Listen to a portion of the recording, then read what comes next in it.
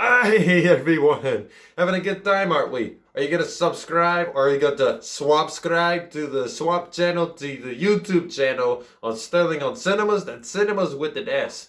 Today on the DreamWorks Animation Tuesday, I am glad to be back to be giving you my review on Shrek 2. Just as I did on the first Shrek movie that was a major hit with everybody, both Disney and non-Disney.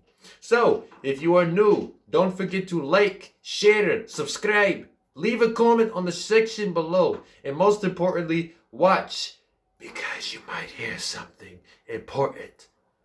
Channels have layers. Ogres have layers. Opinions have layers. You get it. Everybody's opinion matters. So listen wide. Open your ears. Open your ears and hear what I have to say. Hear what Shrek has to say about the Shrek sequel that is well regarded as the best one in this franchise. So, after returning from their honeymoon and showing home videos to their fairy tale creatures, Shrek and Fiona learn that her parents have heard that she has married a true love and wish to invite them to their kingdom far, far away.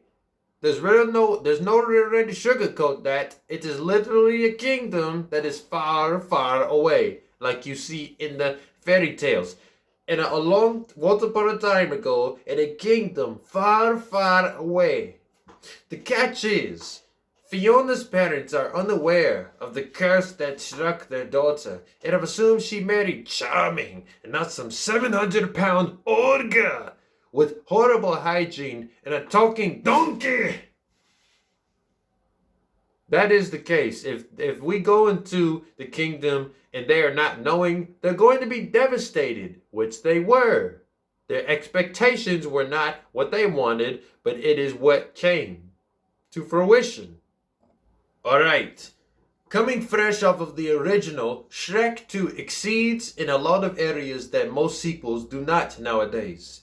The top tier factor of the 2001 film was the heavy satire and meta humor pointed towards Disney as a brand and all things folklore. And then DreamWorks accumulated one of the most fleshed out sequels ever put to the screen. I have seen all of the Shrek movies. I've seen all four, and they are worth watching. But only the first two are ageless, like wine. But the second two, not so much. We know what type of franchise this will turn out to be based on the hysterical concept. But the sequel knows how to do its job and move forward while adding a lot more pop culture references and recycling over some subtle references like subverting the expectations. Speaking of which, at the time of writing this review, on a Sunday, I said I'll meet you till Thursday, but it was on a Sunday that I just came off of a message. I came off of a wise word from a fellow Pastor Zach talking about expectations. And as I was watching the movie Shrek 2, it was crazy to see how much that whole message on expectations even applies to this film right here. Like, this film even focuses on expectations not being met by everybody. I believe the issue of being forced to meet somebody else's expectations is well executed. The discovery of Shrek 2 having this central ideal is timely and fortunate.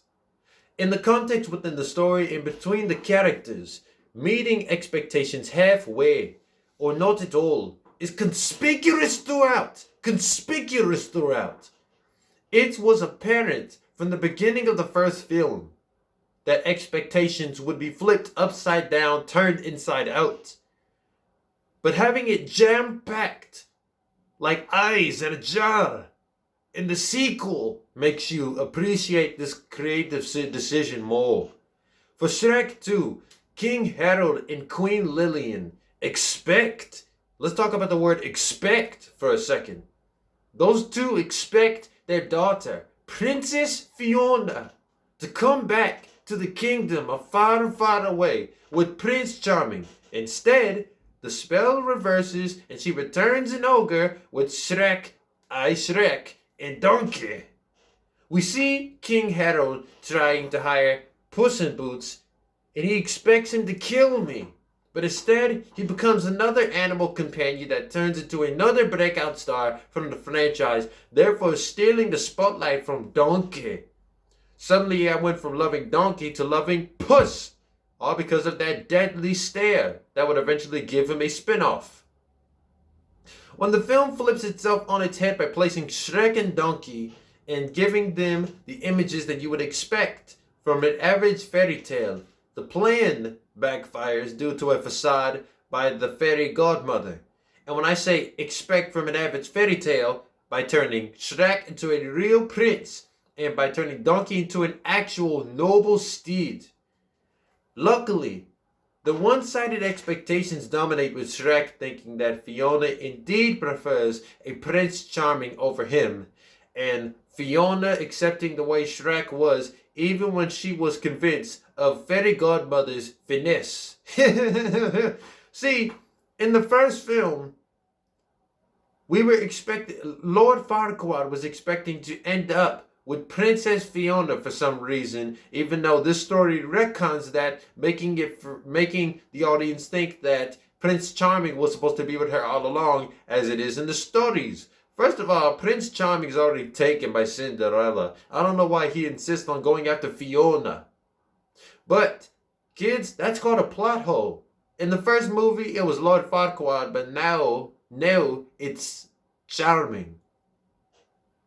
But again, going back to expectations, in the first film, you were expecting her to end up with Farquaad. But we had such a strong, intimate connection that I fell in love with her. But she could never love a stupid, hideous ogre. But then, fate has different plans that I didn't expect. And she happens to be an ogre by night herself. So when we kissed, had happily ever after, she stayed an ogre, and she has loved me the way I was, and I have loved her the way she is ever since. I would have loved her whether she was a princess or an ogre, or a princess in the form of an ogre. But the rest of the bells and whistles of the Shrek formula remains as is. Rotten Tomatoes gives it an 89%. The audience's expectations of a fairy tale was subverted, and now Shrek 2 puts the characters in our shoes by watching a different set of circumstances ensue, all while keeping the juice that made the fable fruitful. It deserves a 9.2 out of 10. I think that is the highest I will ever give in all four of the Shrek films, guaranteed. Because while Shrek the Third and Shrek Forever After were also rewatchable growing up, they were not as beloved as this and its predecessor. So thank you for staying. Thank you for giving me your time to watch my review, to watch Shrek's review on Shrek 2. Tell me everything that you love about this sequel in the comments below. And if there's a few of you out there who dislike it, which I know there's only a few because this is regarded as one of the most lauded sequels ever, considering that it came out the same year as another lauded sequel, Spider-Man 2, which was referenced in this film. But anyway, again, thank you for your time, and I will see you all next time. You will see Shrek next time with Shrek the Third, but you will see Sterling next week with Shocktail. Aye. Or how do you say goodbye?